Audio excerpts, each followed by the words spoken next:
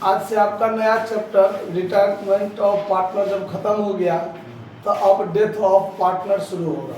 ठीक है, तो डेथ ऑफ पार्टनर पर हम लोग पहुंच चुके हैं। सबसे पहले जब हम लोग साझेदारी शुरू किए तो साझेदारी में यह देखें कि जब दो या दो से अधिक व्यक्ति आपस में पूंजी लगाकर एक साथ काम करते हैं तो उसे साझेदारी कहते हैं। ठीक है, साझेदारी व्यवसाय के जीवन काल में दो घटना घटती है। एक घटना साझेदारी व्यवसाय का पुनर्गठन होना और एक घटना जब साझेदारी व्यवसाय सदा के लिए बंद हो जाता है। दो घटना। ठीक है, तो जब साझेदारी फर्म का पुनर्गठन वाली घटना होती है तो ये घटना कई बार हो सकता है। साझेदारी फर्म का पुनर्गठन वाली घटना एक व्यवसाय के जीवन काल में कई बार हो सकता है। जैसे वर्तमान साझेदारों के लाभ विभाजन अनुपात में परिवर्तन हो तो ज्या बार परिवर्तन होगा उतना बार पुनर्गठन होगा। नए साझेदार का प्रवेश होना, ज्या बार नया साझेदार प्रवेश करेगा उतने बार पुनर्गठन होगा। किसी साझेदार का अवकाश ग्रहण होना, तो अब ज्या बार साझेदार अवकाश ग्रहण करेगा, आएगा जाएगा लगा रहेगा व्यवसाय में, तो जितना बार आएगा प्रवेश होगा, जितना बार जाएगा व्यवसाय से निकलेगा रिटायरमेंट होगा। तो जितना बार होगा ये सब घटना उतने बार पुनर्गठन होगा। ठीक है, अब एक पॉइंट आता है साझेदार का मृत्यु होना, यानी जब कोई साझेदार व्यवसाय से रिटायर करने के बदला दुनिया से रिटायर कर जाता है तो उसको कहा जाता है मृत्यु। है बात समझ में? मतलब कि मरना सबको है, जो दुनिया में आया है सबको जाना है, लेकिन कब जाना है ये कोई नहीं जानता है। कौन कब है और कब निकल लेगा यहाँ से उसका कोई गारंटी नहीं है। तो एक साझेदारी व्यवसाय में जो वर्तमान में साझेदार हैं, अगर उस साझेदार में से कोई एक साझेदार मर जाता है तो मरने का कारण तो कोई भी हो सकता है, चाहे दुर्घटना घटने से मर गया हो, चाहे उसका अपने आप जो नेचुरल डेथ होता है वो हो जाए, या आत्महत्या कर ले कोई भी कारण से।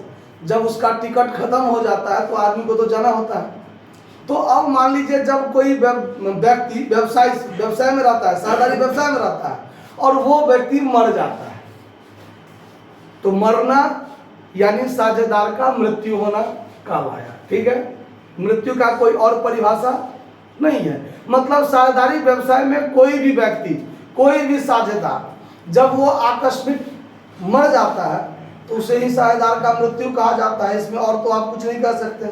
मरने का कोई टाइम निश्चित नहीं होता है। रिटायरमेंट होने का टाइम निश्चित है कि साझेदार 6 महीना पहले सूचना देंगे कि मैं फलाने तारीख को रिटायर करना चाहता हूँ, व्यवसाय छोड़ना चाहता हूँ। आप 6 महीना में सारा अरेंज कर लीजिए, व्यवस्था कर लीजिए, हमको फलाने तारीख को रिटायर करना है, मैं व्यवसाय को छोड़ दूंगा। तो रिटायरमेंट का समय है, लेकिन मरने का कोई समय है कि हम 6 महीना के बाद निकल जाएंगे दुनिया से, उसका कोई समय नहीं है। कब है नहीं है कोई नहीं कहा जा सकता है कि नहीं? तो साझेदार का मृत्यु और साझेदार का अवकाश ग्रहण, अभी आपने अवकाश ग्रहण का चैप्टर पढ़ा है, तो अवकाश ग्रहण और मृत्यु में एक ही फर्क है, सारा काम सब कुछ सेम होगा, टोटल कैलकुलेशन सेम होगा, सब कुछ सेम होगा। बस दोनों में एक ही अंतर है क्या कि जो साझेदार रिटायर करता है वो अपना हिस्सा लेने के लिए जीवित रहता है और अपना हिस्सा अपने हाथों से स्वयं प्राप्त करता है, और मृत्यु वाले कंडीशन में जो साझेदार मर गया उसका जो भी चीज में हिस्सा है व्यवसाय में वो अपना हिस्सा लेने के लिए अपने स्वयं नहीं रहता है और वो उसके उत्तराधिकारी को दिया जाता है। जो साझेदार मर गया उसका जो पूंजी में हिस्सा होगा, उसका जो ख्याति में हिस्सा होगा, उसका जो रिवैल्यूएशन प्रॉफिट या लॉस में हिस्सा होगा, उसका जो general reserve fund, workmen compensation fund, PL account, कोई भी चीज हो जो बैलेंस शीट में रहता है, चाहे वो एसेट्स में चाहे लायबिलिटी में, बांटने वाली राशि अमाउंट, उसमें उसका हिस्सा, जो कुछ भी उसका हिस्सा होता है वो हिस्सा जो उसको दे होता है, ड्यू होता है, जो उसको देना होता है, तो वो मरने वाला साझेदार अपना हिस्सा लेने के लिए खुद इस दुनिया में नहीं रहता है। जो अपना हिस्सा क्या करेगा, ले लेगा। तो वो उसका हिस्सा कौन लेता है, तो जो उसका नॉमिनी होगा, जो उसका उत्तराधिकारी होगा, चाहे उसकी पत्नी हो, चाहे उसका माँ बाप हो, चाहे उसका बेटा हो, चाहे उसका कोई भी सगे संबंधी हो, जिसको वो उसने क्या किया हो, नॉमिनी बनाया हो, उत्तराधिकारी बनाया हो। आ रहा बात समझ में? जब आप एक बैंक में खाता खुलाने जाते हैं तो वहां भी आपका नॉमिनी का डिटेल्स पूछता है कि नहीं? कि आप कहने का मतलब आदमी कब है, कब निकल जाएगा, कोई गारंटी तो है नहीं। तो उसकी जो राशि होगी उसके जाने के बाद, उसके मर जाने के बाद किसको मिलेगा, तो इसके लिए नॉमिनी पहले से डिपुट किया जाता है, तैयार किया जाता है, किसका नॉमिनी कौन बनेगा। तो वो उसकी राशि उसके नॉमिनी को, उसके उत्तराधिकारी को दे दिया जाता है। आ रहा है बात समझ में? कोई दिक्कत? तो बस इस जैसे आप रिटायरमेंट पढ़े हैं वैसे ही डेथ होगा। तो जैसे जिस प्रकार आप रिटायरमेंट में देखें कि कौन कौन सी चीज की गणना करने की आवश्यकता होता है, उसी टाइप से इसमें भी होता है कि जब कोई साझेदार मर जाए, जब कोई साझेदार का मृत्यु हो जाए तो निम्न बातों की गणना होती है। निम्न बातों की गणना होती है। जैसे पहला पॉइंट, नया लाभ विभाजन अनुपात निकालना। नया लाभ विभाजन अनुपात निकालना स्वाभाविक बात है। ABC साझेदार था, A निकल गया, A टपक गया, तो BC बच गया। तो BC आज के बाद किस अनुपात में लाभ बांटेगा, तो उसके लिए नया अनुपात निकालना जरूरी है। दूसरा, प्राप्ति अनुपात निकालना। प्राप्ति अनुपात ज्ञात करना मतलब जिस प्रकार कोई साझेदार रिटायर करता है तो उसके हिस्से की ख्याति उसको दिया जाता है ना, तो वैसे ही अगर कोई साझेदार मर जाता है तो आज के बाद वो व्यवसाय में तो नहीं रहेगा, व्यवसाय के लाभ हानि में हिस्सा आज के बाद तो नहीं लेगा। तो उसका जो लाभ हानि का हिस्सा था वो जो आज व्यवसाय में छोड़ के निकल लिया, तो उसको व्यवसाय के गुडविल में यानी व्यवसाय के नाम कमाने में मरने वाला साझेदार का भी तो मेहनत है उसमें लगा हुआ। तो अब वो साझेदार जो मर गया उसके हिस्सा का जो ख्याति है वो ख्याति में हिस्सा उसको मिलेगा। और उसको देगा कौन, तो जो बचा हुआ साझेदार है, जो बचा हुआ साझेदार है वो देगा। तो वो देगा किस अनुपात में देगा, तो गेनिंग रेशियो में। मतलब जो मर गया उसका हिस्सा जो बचा हुआ साझेदार है वो किस अनुपात में प्राप्त किया है, उसी अनुपात में वो गुडविल में उसको हिस्सा देगा। आया बात समझ में? इसीलिए प्राप्ति अनुपात निकालना पड़ता है। सी पॉइंट में पुनर्मूल्यांकन खाता। पुनर्मूल्यांकन खाता खोलना क्यों, तो अब मान लीजिए जिस तारीख को वो मरा है उस तारीख तक संपत्ति और दायित्व के मूल्य में कितना कमी वृद्धि हुआ। जैसे मान लीजिए पिछला बैलेंस शीट हमने 31 दिसंबर 2022 को बनाया, 31 दिसंबर 2022 को बनाया, और आज के डेट में क्या चल रहा है, कौन सी तारीख है आज, 27 अप्रैल है। अब 27 अप्रैल को बेचारा कोई मर गया, तो अब आज के डेट में तो बैलेंस शीट नहीं है, लेकिन आज के डेट तक जो है पिछले बैलेंस शीट से आज तक के डेट में संपत्ति और दायित्व के मूल्य में कुछ ना कुछ तो परिवर्तन हुआ होगा। एक दिन भी अगर बीता तो कुछ ना कुछ मूल्य में परिवर्तन होना स्वाभाविक है। तो उसमें उसका जो रिवैल्यूएशन अकाउंट होगा उसमें जो उसका हिस्सा होगा वो हिस्सा उसको क्या करना पड़ेगा, देना पड़ेगा, उसको देना है। ठीक है। दूसरी बात, पिछले आर्थिक चिट्ठा से देख लीजिए, ये मेन पॉइंट है। पिछले आर्थिक चिट्ठा के तिथि से मृत्यु वाली तिथि तक, मृत्यु के तिथि तक लाभ में हिस्सा, बात पर ध्यान दीजिए। मतलब 31 दिसंबर 2022 को व्यवसाय बंद हो गया और 27 अप्रैल को कोई साझेदार मर गया, तो 1 जनवरी 2023 से लेकर 27 अप्रैल 2023 तक तो काम किया। तो आज तक तो व्यवसाय में कुछ ना कुछ लाभ हुआ होगा, तो आज के तिथि में उसको लाभ में हिस्सा क्या करना पड़ेगा, देना पड़ेगा। तो इसके लिए जो है पीएल सस्पेंस अकाउंट की गणना करना पड़ता है। पीएल सस्पेंस अकाउंट की गणना करना पड़ता है कि पिछले आर्थिक चिट्ठा के तिथि से लेकर के जिस तारीख को मरा है उस तारीख तक कितना लाभ हुआ है व्यवसाय में, जो ताकि उस दिन तक तो वो जीवित था, उस दिन तक तो उसने मेहनत किया, तो उस दिन तक लाभ में जो हिस्सा होगा वो उसको मिलेगा। उसके बाद बैलेंस शीट में, बैलेंस शीट के एसेट्स या लायबिलिटी साइड में जो भी बांटने वाला आइटम हो, जो भी बांटने वाला मद हो, उसमें उसका हिस्सा दिया जाता है, दिया जाता है, वो भी पुराने अनुपात में। किस अनुपात में? पुराने अनुपात में। उसके बाद पूंजी का समायोजन, ये फलाना ये सब भी रह सकता है आगे।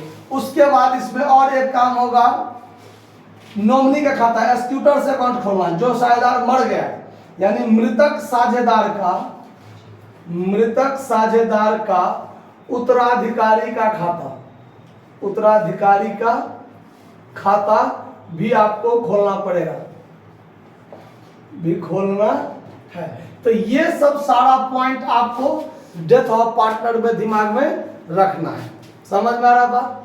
उसके बाद ये जो प्राप्ति अनुपात है, ये किस लिए? ख्याति में हिस्सा देने के लिए, ख्याति में हिस्सा देने के लिए ये चीज की गणना करना पड़ता है। प्राप्ति अनुपात की गणना क्यों करना पड़ता है? कि जो साझेदार मर गया उसके हिस्सा का जो ख्याति होगा, जो उसको देना है, और देगा कौन? तो जो बचा हुआ है, तो वो देगा कैसे? तो प्राप्ति अनुपात में देगा। इसीलिए प्राप्ति अनुपात निकालना जरूरी होता है। समझ में आ गया बात?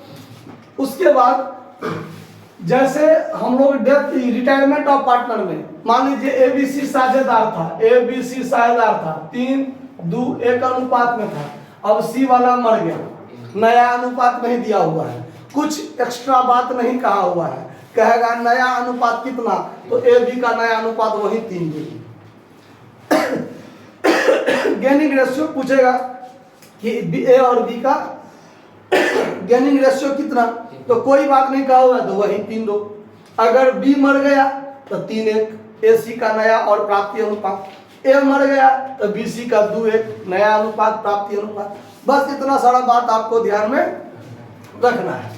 और शुरुआत में जो सवाल होगा आपको, शुरुआत में सवाल इस पॉइंट पर आपको होगा। आपके किताब में एस के सिंह का जो बुक हम लोग चलाते हैं, पढ़ते हैं, उसमें शुरुआत सवाल इसी पर आपको दिया हुआ है कि पीएल सस्पेंस की गणना। ठीक है, अब ये जो पीएल सस्पेंस होता है क्या, तो मान लीजिए अभी हम आपको बताए हैं कि जिस तारीख को पुराना बैलेंस शीट बना, उस तारीख से लेकर ज्या तारीख तक उसने जिंदा रहा, व्यवसाय में काम किया, तो उतने तारीख तक का जो लाभ होगा, उस लाभ में उसका हिस्सा देना पड़ेगा, उसको क्लियर करना पड़ेगा ना। तो ये चीज जो लाभ होता है, लाभ की गणना करने के लिए पीएल सस्पेंस अकाउंट की गणना करने के लिए, यह अकाउंट खुलेगा नहीं, सीधे पीएल सस्पेंस की गणना करने के लिए दो तरह के आधार बनता है। एक आधार बनता है औसत आधार पर, औसत आधार पर, और दूसरा बनता है बिक्री के आधार पर, बिक्री के आधार पर। मतलब ये देखा जाएगा कि देखिए, अब जो ये हमारा वर्तमान वर्ष 2023 है, आज 27 अप्रैल है, तो 27 अप्रैल तक जिंदा रहा, तो अब इस 27 अप्रैल तक जो जिंदा रहा, तो 27 अप्रैल तक व्यवसाय में कितना लाभ होगा, ये बात कंफर्म कोई क्लियर तो नहीं कह सकता है। आज के डेट में फाइनल अकाउंट तो नहीं तैयार किया जाएगा कि उसको पता करेगा कि क्या रुपया लाभ। फाइनल अकाउंट तो साल के अंत में एक बार बनेगा ना।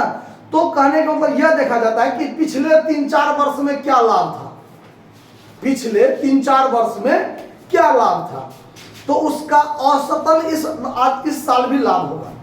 जैसे पिछले 3 साल में मान लीजिए इसका बात आ रहा है, पिछले 3 साल में 10,000, 15,000 और प्लस 20,000 ऐसा लाभ हुआ था पिछले 3 साल में।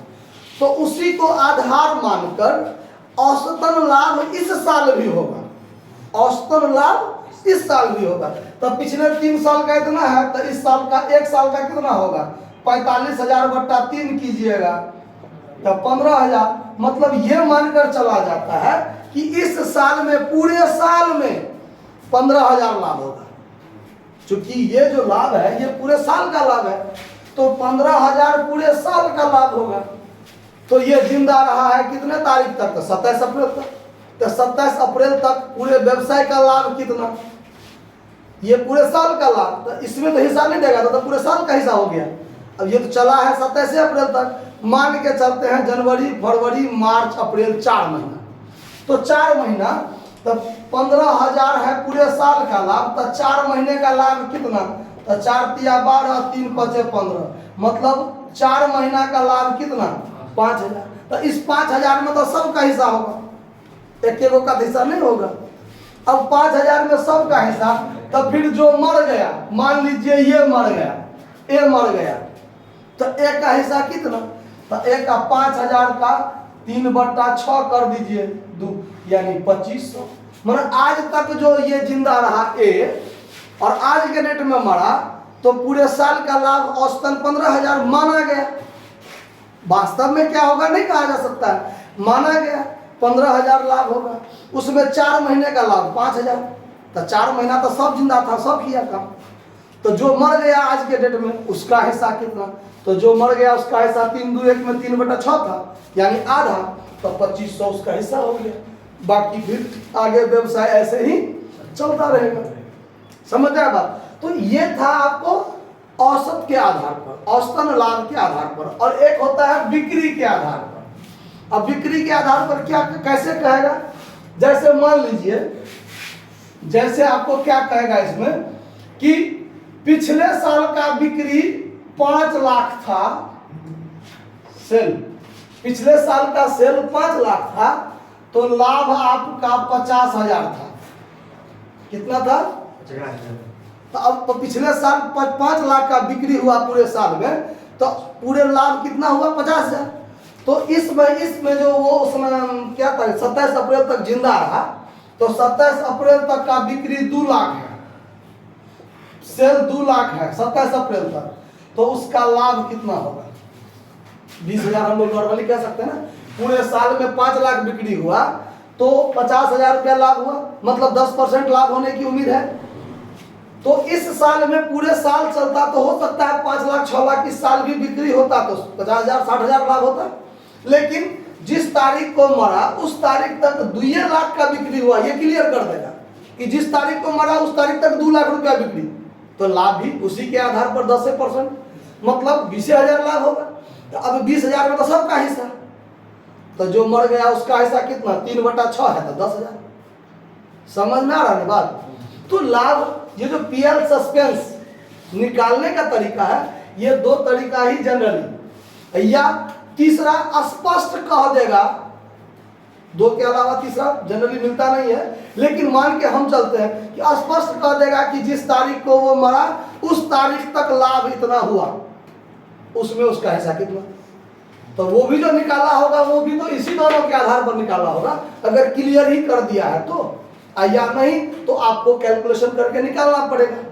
समझ में आ रहा था? कहीं कोई दिक्कत? बाकी जैसे आप रिमेनिंग पार्टनर्स उसमें खोलते थे रिटायरमेंट में, रिमेनिंग और रिटायरिंग पार्टनर्स कैपिटल, वैसे इसमें भी रिमेनिंग तो खुलेगा ही, और रिटायरिंग के बदला में डेथ पार्टनर्स कैपिटल, जो मर गया उसका, जैसे सब कुछ उसको देते थे रिटायरमेंट में, वैसे इसमें भी पड़ेगा।